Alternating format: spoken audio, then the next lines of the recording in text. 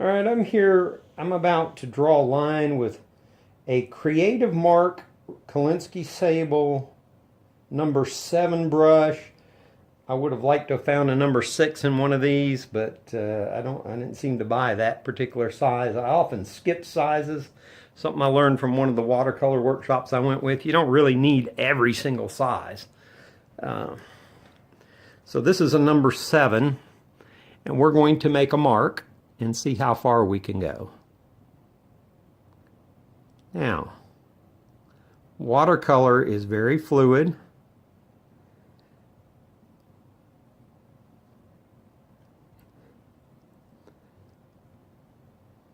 I feel like that wasn't as far as it could go. I don't know why I stopped.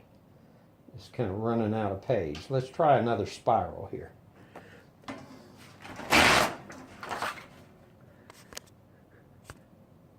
All right, this is a number 7 Creative Mark Kolinsky Sable brush. You will see that you can make very long strokes with it.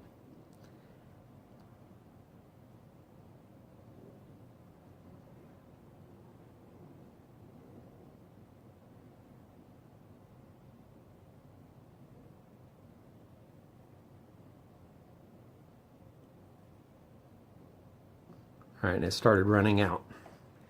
Now, let's compare that, though, to a number 6 rigger. A rigger is a brush that was designed, it has a flat end and extra long hair. And the extra long hair lets it hold more paint. Now, I will warn you, when you're loading brushes with paint, it's not super important with watercolor, but with acrylic and oil especially, you do not want to go up all the way to the ferrule, the metal part on the handle. You want to leave a little bit of the brush at the end there without paint. With a rigger was originally designed to do rigging, which is the ropes on ships in paintings. So the hair is extra long, and we're going to compare this to the, I should have labeled it. Let's go ahead and stop and label it.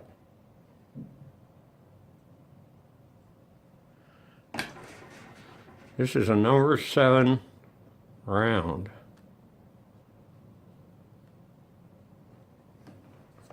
Now, let's compare that to the rigger. What ship painters wanted was a brush that they could do long,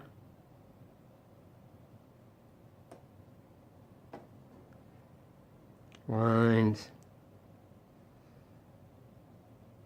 on a ship.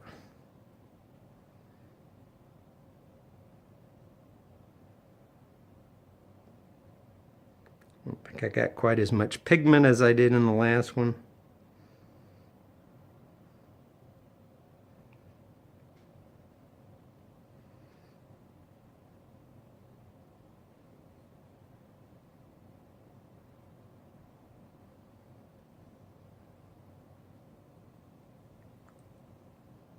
But you can see that this is just ridiculous in how long you can go. I'm actually going to quit before it runs out just because I'm getting tired of making circles. That's what a rigger will do for you. Now let's talk about one other kind of brush you want to know about. It's called a script liner. This is going to be a number 6 script liner.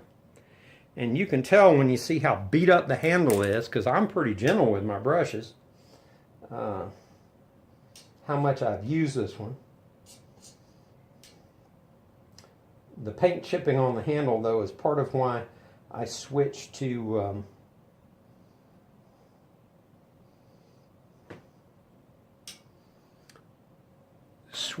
padding the bottoms of my cans, my brush cans.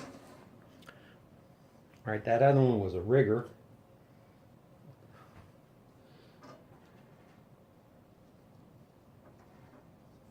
R-I-G-G-E-R, coming from the word rig, to rig a boat with rope. Rig the sails. Get the rope on the sails. All right. This is called a script liner. Now the rigger comes to a blunt point, whereas the script liner comes to a point. And you can go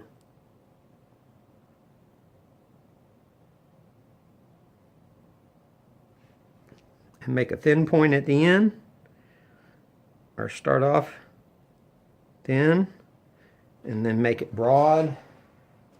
I'll have to get some more paint here of a different color so it'll show up better. A little more paint.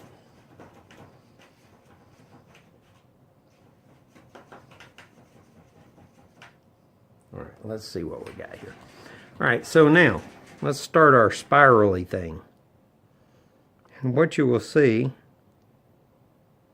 is, just like the rigger, you're generally going to run out of patience before you run out of painting ability with a script liner or a rigger. You can just keep going. Now you don't want to go super fast. Those of you who are familiar with fountain pens, you can have the same thing happen with these that happens with fountain pens, where you simply are exceeding the speed at which the paint's flowing.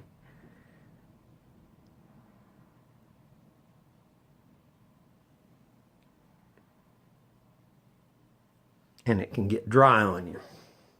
Now that is called a script, like writing, script.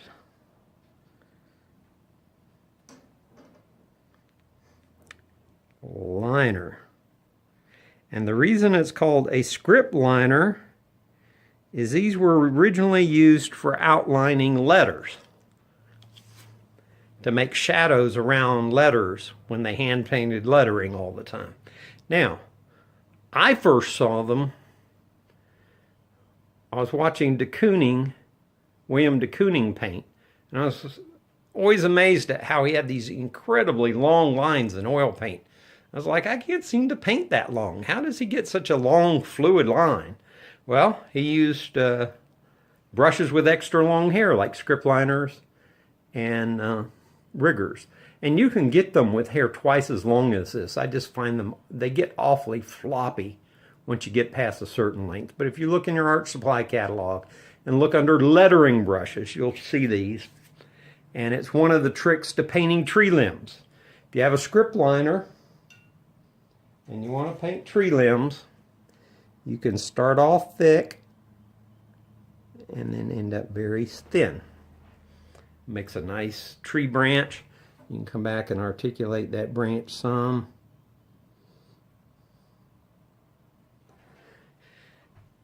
There you go. Script liners and riggers versus a round.